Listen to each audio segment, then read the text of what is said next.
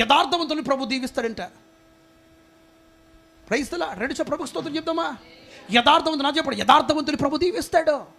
యథార్థవంతుల గృహము దేవుడు వర్ధిలింపజేస్తాడు.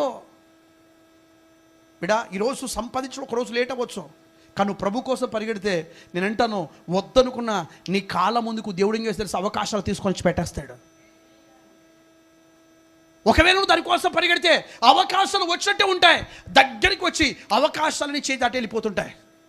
వస్తాయి, అయ్యో వచ్చిందనుకునేసరికి నీకు ఎలా తెలుసా, ఆశ చూపించి మరలా ఏం చేస్తుంది, రెక్కలు జాపి ఏం చేస్తుంది, ఎగిరిపోతుంటుంది. బిడా, బ్రతుకు ప్రభు కోసం. నా ప్రాణమా తిను తాగు సుఖించు అనుకుంటున్నాడు. నేను చెప్పగలుగుతాను, సంపాదించింది తినాలన్న దేవుడి కృప ఉండాలి, సంపాదించింది అనుభవించాలన్నా దేవుని యొక్క దయ ఉండాలి.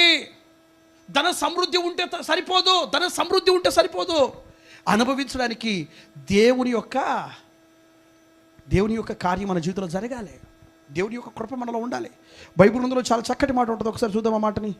హల్లెలూయా. రెండు చేతులు ప్రభుకి స్తోత్రం చెప్దా, ఇంకా గట్టిగా ప్రభుకి స్తోత్రాలు చెప్దా. రెండు చేతులు ప్రభుకి స్తోత్రం చెప్దా, ఇంకా గట్టిగా ప్రభుకి స్తోత్రం చెప్దామా? హల్లెలూయా, హల్లెలూయా. చూడండి, ప్రసంగి గ్రంథంలో ఒక మాట చూద్దాం. ప్రసంగి గ్రంథము 5వ అధ్యాయం 19వ వచనం. ఒకరికి ధనము సమృద్ధిగా ఉన్న దాన్ని తినడానికి ఎవరి కృప ఉండాలి? దేవుడి కృప ఉండాలి. చూడండి, ప్రసంగి గ్రంథం 5వ అధ్యాయం 19వ వచనం. మరియు దేవుడు ఒకనికి ధనధాన్య సమృద్ధి ఇచ్చి, చూడండి, ఒకనికి దేవుడు ధనధాన్య సమృద్ధి ఇచ్చి దాని యందు తన భాగము అనుభవించుటకును అన్నపానములు పుచ్చుకొనుటకును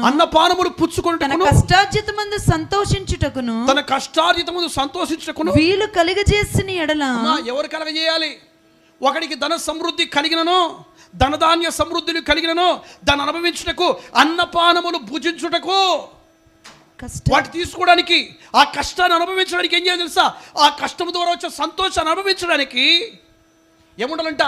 దేవుని యొక్క కృప, దయ ఉండాలి. అన్నీ ఉన్నా అది తినడానికి తాగడానికి అర్హత లేకపోతే, తినడానికి ఆరోగ్యం లేకపోతే, ఉన్న ఒకటే లేకపోయినా ఒకటే. దాన్ని అనుభవించాలంటే అనుభవించడానికి ఆయన అనుభవించు బిడ్డ అని మనకు ఒక ఆజ్ఞ ఇవ్వాలంటే రుజువు చేయాలి, ఒక మాట పలకాలి. పలికితే తప్ప మనం అనుభవించలేం. మరలో ఒకసారి పాస్టర్ గారు మాట చదువుతారు, చదవడమ్మా. దేవుడు ఒకనికి, మన అందరు జాగ్రత్త, దేవుడు ఒకనికి ధనధాన్య సమృద్ధి ఇచ్చి దాని యందు తన భాగమును అనుభవించుటకును, చూడండి, దాని యందు తన భాగం ఏదైతే సంపాదించాడో ఆ భాగం అనుభవించుటకు, అన్నపానములు పుచ్చుకొనుటకును తన కష్టార్జితమందు సంతోషించుటకును వీలు కలుగజేసిన ఎడల అతనికి ఆ స్థితి దేవుని ఆశీర్వాదం వలన కలిగినదనుకొనవలెను. ఏమనుకోవాలి? దేవుని ఆశీర్వాదం బట్టి రోజు తింటున్నాను, ఈరోజు ఇల్లు కట్టుకున్నాను, ఈరోజు ఈ స్థితి కలిగి ఉన్నాను, ఈరోజు ఆరోగ్యకరంగా ఉన్నాను, ఏదైతే తింటున్నానో అది నాకు ఆరోగ్యం ఇస్తుంది, ఇది దేవుని వలన కలిగింది అనుకోవాలి. కానీ ధనవంతుడు అనుకోవట్లే. ఏదైనా దేవుడు ఇస్తే దేవుడి వల్ల కలిగింది అనుకోవాలి. కానీ ధనవంతుడికి తెలుసా, ప్రాణమా తిను తాగు సుఖించు, ఇది దేవుడు ఇచ్చింది కదా, నా కష్టములు బట్టి వచ్చింది. ఈరోజు బిడ్డ కష్టపడుతున్నాం, హ్యాపీగా తింటున్నాం, సంతోషంగా ఉన్నామంటే అది దేవుని ఆశీర్వాదమే, మనుషుల ద్వారా వచ్చింది కాదు. నమ్మో, నీ కష్టానికి తగిన ప్రతిఫలం పొందుకుంటూ, ఒకరి దగ్గర చేయి చాపకుండా, ఒకరికి అన్యాయం చేయకుండా, నేను అంటాను, పచ్చడనము తిన్నా దేవుడికి స్తోత్రం, దేవుడి దయ్యే ఆ పచ్చడనము కూడా నీకు ఆరోగ్యాన్ని ఇస్తుంది. ఏసీలో ఉన్నోడికి లేని ఆరోగ్యం, ఫ్లైట్లో తిరిగేటోడికి లేని ఆరోగ్యం, 5 స్టార్ హోటల్లో గడిపేటోడికి లేని ఆరోగ్యం, ఈరోజు కష్టపడి పని చేసుకుంటూ ఎండనక వాననక కష్టపడుతూ ఉన్న దేవుడు మనకి ఆరోగ్యం ఇచ్చాడు. కారణం తెలుసా? నువ్వు తింటున్న ఆహారం ఏదైతే ఉందో అది నీకు సంతోషాన్ని ఇస్తుంది. కారణం తెలుసా? అది దేవుడిచ్చిన ఆశీర్వాదమే. ప్రభుని మహిమపరచు. ఎంతమందికి నా మాట అర్థమవుతున్నాయి? లేని దానికోసం ప్రయాసపడొద్దు. ఇలా చేతుదామా, ఇలా చేతులు ఊపుతూ చెబుతా, నాకు చెప్పండి, లేని దానికోసం చెప్పండి, లేని దానికోసం ప్రయాసపడొద్దు, ఉన్నదానితో తృప్తి చెందా. ధనవంతుడే ఉన్నదాంతో తృప్తి చెందాడా? తృప్తి చెందలే. ఏమంటారు తెలుసా? ప్రాణమా ఇంకా బాగా పడి తిను, ఇప్పుడు దాకా సరిపోదు, ఇంకా తిను. ప్రభు నాడు వెర్రోడా? ఎవడు వెర్రోడు తెలుసా? వెర్రోడు ఎవరు? దేవుడు ఏమంటున్నాడు? ధనవంతుని ఏమంటాడు? డబ్బును చూసి మురిసిపెట్టాడు దేవుడు అంటే వెర్రోడు అంటున్నాడు. నువ్వు అదే లోకం అనుకుంటున్నావు. నువ్వు దానికోసం ఏం చేస్తావు తెలుసా? రాత్రి సరిగ్గా తినట్లే, ఉదయం సరిగ్గా పడుకోవట్లే, పిల్లలతో సరిగ్గా గడపట్లే, భార్యను సరిగ్గా ప్రేమించట్లే. 24 గంటలు సంపాదన సంపాదన సంపాదన సంపాదన సంపాదన సంపాదన. లేగిస్తే సంపాదన, పడుకుంటే సంపాదన, కూర్చుంటే సంపాదన. ఇటు చేయి జాబితా ఇటు రావాలి, అటు చేయి జాబితా అటు రావాలి, ఇటు పోతే ఇటు రావాలి, ఇటు రావాలి. 4 సంపాదన. కొందంటారు వీడు 4 చేతులు సంపాదిస్తున్నారా ఎవడికి పెట్టడానికి? ఉన్నది 2 చేతులు. ఏ చేతులు సంపాదిస్తున్నాడంటే బిడా ఎంత ఇచ్చినా ప్రభు ఇచ్చేది మనకు తృప్తినిస్తుంది. చెప్పండి, వద్దనుకున్నా చెప్పండి, వద్దనుకున్నా నాది చెప్పండి, వద్దనుకున్నా దేవుడు మనకిస్తాడు. మనం పరిగెత్తవలసింది ఎవరితో? దేవుడితో. మనకు సమృద్ధి ఏది కావాలి? దేవుడిచ్చే సమృద్ధి కావాలా అమ్మా? మనము సంపాదించుకునే సమృద్ధి కావాలా? ఇతను ఏం తెలుసా? సమృద్ధి పండింది, ఆ సమృద్ధితో తృప్తి చెందుతున్నాడు. మొదటిది దేవుడిచ్చే సమృద్ధి కోసం మనం పెరగడదాం, ఈ సమృద్ధి కాదు. రెండవది గమనిస్తే అక్కడ 2 కుమారులు ఉన్నారు. వారి కోసం మనం చెబుతాం. పెద్ద కుమారుడు, చిన్న కుమారుడు. చిన్న కుమారుడు అంట తప్పిపోయిన కుమారుడు అంటాం. ఏ కుమారుడు? తప్పిపోయిన కుమారుడు. ఎలా తప్పిపోయాడు? తప్పిపోవడం అంటే మీరు గమనించి, తండ్రి ఇంటిని విడిచిపెట్టడమే తప్పిపోయాడు. ఎప్పుడైతే అతని జీవితంలో తండ్రి ఇంటిని విడిచిపెట్టాడో అప్పుడే నష్టం వచ్చింది. తండ్రి ఇంటి నుండి ఎప్పుడైతే బయటికి వెళ్ళాడో అప్పుడే అతని జీవితంలోనికి శత్రువు ఎంటర్ అయిపోయాడు. ఈరోజు నేను చెప్పగలుగుతాను, మన బ్రతుకులు తండ్రి అయినటువంటి ప్రభుతో ఉంటే మన బ్రతుకులు దీవించబడతాయి. కొంతమంది ఏం చేస్తారు తెలుసా? తండ్రి ఇంటిని, దేవుని సంఘాన్ని, దేవుని మందిరాన్ని, ఆత్మ సంబంధమైన విధానాన్ని చాలామంది విడిచిపెట్టాలనుకుంటారు. బిడా ఎప్పటికీ విడిచిపెట్టొద్దు. నువ్వు చేయవలసింది తెలుసా? తండ్రితో మంచి అనుబంధం కలిగి ఉండవు. తండ్రి కోపడుతున్నాడు ఎవరిని? కుమారుని. ఇప్పుడు ఎంజాయ్గా తిరగడానికి అంత అవ్వట్లేదు. అందుకే ఉన్నది తెలుసా? నా ఆస్తి నాకు పంచేయి, నాకు ఎంతైతే వస్తుందో అంత ఇచ్చాయి. ఎందుకంటే నీతో ఉంటే అన్ని రూల్స్ ఉన్నాయి. నీ నుంచి బయటికి వెళ్ళిపోయిన అనుకో, నీ నుంచి బయటికి వెళ్తే నాకు కొంత స్వతంత్రత ఉంటుంది అని మొత్తం పంచించుకొని వాక్యం సెలవిస్తుంది. వెలినోడు ఏం చేసేది? దుర్వ్యాపారం. అమ్మా ఏ వ్యాపారం అంట? ఏ వ్యాపారం చేశాడు? మంచి వ్యాపారం కాదు. దుర్వ్యాపారం అంటే ఏంటి? ఏంటంటమ్మా? దుర్వ్యాపారం వలన పంచుకున్నది ఏదైతే ఇంటికి తీసుకెళ్ళాడో అదంతా పాడు చేసుకున్నాడు. దుర్వ్యాపారం అంటే అర్థం ఏంటి? తాగడం, తిరగడం, వ్యభిచరించడం, అంటే అన్ని రకాలుగా డబ్బుతో ఏదో చేయగలుగుతా అన్నీ చేసేసాడు. మీరు గమనించండి, సమృద్ధి తీసుకొని వెళ్ళిపోయి తిన్నాడు, తాగాడు, అన్నీ ఉన్నాయి. అన్నం చూడండి ఏంటంట, ధన సమృద్ధి ఉన్నప్పుడు స్నేహితులు ఎప్పుడు ఉంటారో, ఎప్పుడైతే ధనం కోల్పోతే ఉన్న స్నేహితులు కూడా పోగొట్టుకుంటాం అన్నట్టుగా వాడి దగ్గర ఉన్నప్పుడు అనేక మంది ఉన్నారు. వాడి దగ్గర ధనం ఉన్నప్పుడు అందరూ చుట్టూ ఉన్నారు. ఎప్పుడైతే ఇది పోగొట్టుకున్నాడో ఏం చేశాడో తెలుసా? ఉన్న స్నేహితులందరూ విడిచిపెట్టారు. ఒకటి ధన సమృద్ధి వలన స్నేహితులు అధికమవుతారు. వాడికి పోతే ఎవడు ఉండడు. ఇప్పుడు ఆఖరి గమనించడు, ఒకడు వీడి చేతుల నీడలో బతికినోడే, ఒకప్పుడు వీడు పెడితే తిన్నోడే. ఇప్పుడు రోడ్డు మీదకి వచ్చేసరికి ఎవడు పట్టించుకోవట్లే.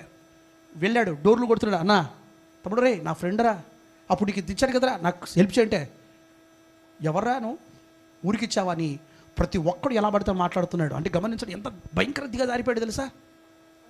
ఆఖరికి పందులు తినే పొట్టు, ఆ పందులకు పొట్టేస్తే ఆ పొట్టైనా తిని కడుపు నింపుకుంటానంటే ఎంత దౌర్భాగ్యమైన పరిస్థితి. పందులు తినే పొట్టు కోసం వెళ్ళిపోతే ఎప్పుడైతే ఆ పొట్టు తింటాడు యజమాడు వచ్చాడు, రే బుర్రుందా, నేను నీ కాదు వేసేది పందులకేసాను, నువ్వు పని చేయడానికి పనికిరావని పందుల దగ్గర నుంచి కూడా తోసేశారు. అంటే గమనించండి బిడ్డ, తండ్రిని విడిచిపెట్టిన కుటుంబం, తండ్రిని విడిచిపెట్టిన కొడుకు ఎంత నష్టం. ఈరోజు చెప్తారు దేవుని సన్నిధిని మనం ఎప్పుడు విడిచిపెట్టదు బిడ్డ. ఒకవేళ మనకి ఇక్కడ నచ్చట్లేదా, ఎక్కడో ఒక చోట మంచిగా దేవుళ్ళు బ్రతకాలంత చాలు. మనుషులు బట్టి దేవుడికి దూరం అయిపోవద్దు. చెప్పండి నాది చెప్పండి. మనుషులు బట్టి నాది చెప్పండి. మనుషులు బట్టి నాది చెప్పండి. మనుషుల్ని బట్టి దేవుడికి దూరం అయిపోవద్దు. ఎక్కడున్న ప్రభులో ఉంటే చాలు, అది ప్రభు దీవిస్తాడు. రెండు ప్రభు స్తుతిని చెప్తాం. ప్రభువుతో చెప్పండి, ప్రభువుతో ఉన్న సంబంధం కరెక్ట్గా ఉండాలి. ప్రభువుతో ఉన్న జీవితం కరెక్ట్గా ఉండాలి. పందులు తినే పొట్టు కోసం వెళ్ళిపోయాడంట, పన్ను నుంచి తీసేశారు. ఇప్పుడు ఏడుపు వస్తుంది, ఏడుస్తున్నాడు ఒంటరిగా. అయ్యో ఏంటి ప్రభువా, ఏంటి బ్రతుకు, ఏడుస్తున్నాడు. ఈరోజు బిడ్డ అక్కడ చూడండి, లూకా రాసిన సువార్త 15:17 వచ్చింది, చదవండి అమ్మా. 15:17. అయితే బుద్ధి వచ్చినప్పుడు, అమ్మా చూడండి, అయితే బుద్ధి వచ్చినప్పుడు, అక్కడ చాలా అద్భుతంగా రాయబడింది. బుద్ధి వచ్చినప్పుడు వాడు నా తండ్రి యొద్ద ఎంతో మంది కూలి వాండ్రకు అన్నము సమృద్ధిగా ఉన్నది. బుద్ధి వచ్చినప్పుడు నా తండ్రి యొద్ద అనేక మంది కూలి వాళ్ళు అన్నము సమృద్ధిగా ఉందని, నేనైతే ఇక్కడ ఆకలితో చచ్చిపోవచ్చున్నాను. బుద్ధి వచ్చింది. ఈరోజు చాలా మందికి అన్ని కోల్పోయిన బుద్ధి రాదు. అంత నష్టం వచ్చినా బుద్ధి రాదు. ఆరోగ్యం కోల్పోయిన బుద్ధి రాదు. ఆస్తులు కోల్పోయిన బుద్ధి రాదు. లేకపోతే ఏ సమస్య వచ్చిన బుద్ధి రాదు. ఈరోజు గమనించండి, అతను బుద్ధి వచ్చిందని రాయబడుతుంది. బుద్ధి లేనప్పుడు తిన్నాడు, తిరిగాడు, తాగాడు, వ్యభిచరించాడు, దొంగతనం చేశాడు, ఎలా పడితే అలా బ్రతికేశాడు. కానీ బైబిల్ ఏం చెప్తుంది? ఆ వ్యక్తికి బుద్ధి వచ్చిన తర్వాత అంటుంది. అప్పుడు దాకా ఏం లేదు, డబ్బు ఉంది, కానీ ఆ డబ్బు బుద్ధిని మరుగు చేసేసింది. వాడి దగ్గర ఉన్న సమృద్ధి బుద్ధి లేని వాడిగా ప్రవర్తించింది. డబ్బు వైపు చూస్తాడు, డబ్బును చూసి మురిసిపోతాడు తప్ప నా కోసం ఎవడేమనుకుంటున్నాడు, ఈ డబ్బు ఎవరికి ఉపయోగపడుతుంది, ఇది మేలు కోసం ఉపయోగపడుతుందా, లేకపోతే ఇది ఒకరికి నష్టాన్ని ఇవ్వడానికి ఉపయోగపడుతుందని దీని వైపు చూస్తూనే ప్రయాసపడ్డాడు తప్ప బైబిల్ సార్ బుద్ధి వచ్చిన తర్వాత ఎవరు తెలుసా, అయ్యో అంత పోగొట్టుకోలేదు, ఇప్పుడు పందులు తినే పొట్టు కూడా నాకు లేదు కదా, మా తండ్రి దగ్గర అనేక మంది పనివారు ఉన్నారు, వారికి అన్నము సమృద్ధిగా ఉంది, ఎంత కావాలంటే పెడతాడు ఆయన మా పనివారికి. చూడండి, పనివారికి నేను చెప్తాను, కడుపు నిండా పెట్టాలి. చేతండి, మన దగ్గర ఉన్న పని చేస్తే ఏం చేయాలి అమ్మా చెప్పండి. ఐగుప్తులో ఫరో కడుపు నిండా పెట్టలేదు, అందుకే వారు ఏం చేసి యెహోవాకు మొరపెట్టాడు. ఈరోజు బిడ్డ నేను అంటానా, నీ దగ్గర ఎవరైతే ఉన్నారో వారికి కడుపు నిండా పెట్టావు.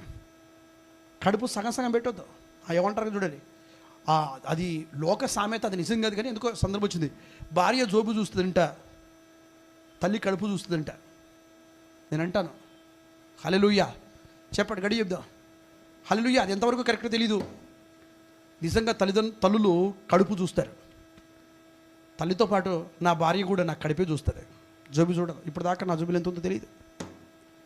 నేను అంటాను బిడ్డ, ఈరోజు మనం చూడవలసింది ఏం తెలుసా, ఇంటికి వస్తే ఇతరుల కడుపు ఆకలి చూడు. హల్లెలూయా. ఇతరుల ఆకలి తీర్చేవాడిగా మనం మార్చబడదాం.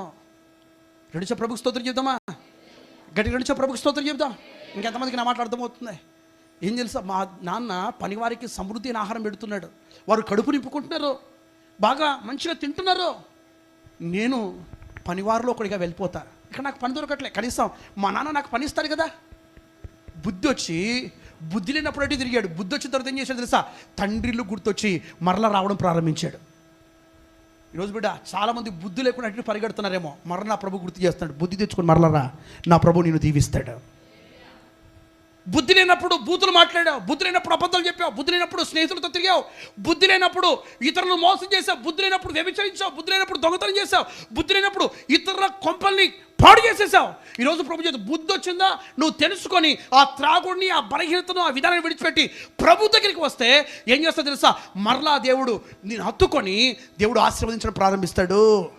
ఈరోజు బుద్ధి ఏం రావాలి, మనకేం రావాలి అది చెప్పండి, బుద్ధి రావాలి. అక్కడ చాలా స్పష్టంగా రాయబడింది. అయితే బుద్ధి వచ్చినప్పుడు వాడు నా తండ్రి యొద్ద ఎంతో మంది కూలివారు అన్నము సమృద్ధిగా, అమ్మా తండ్రి దగ్గర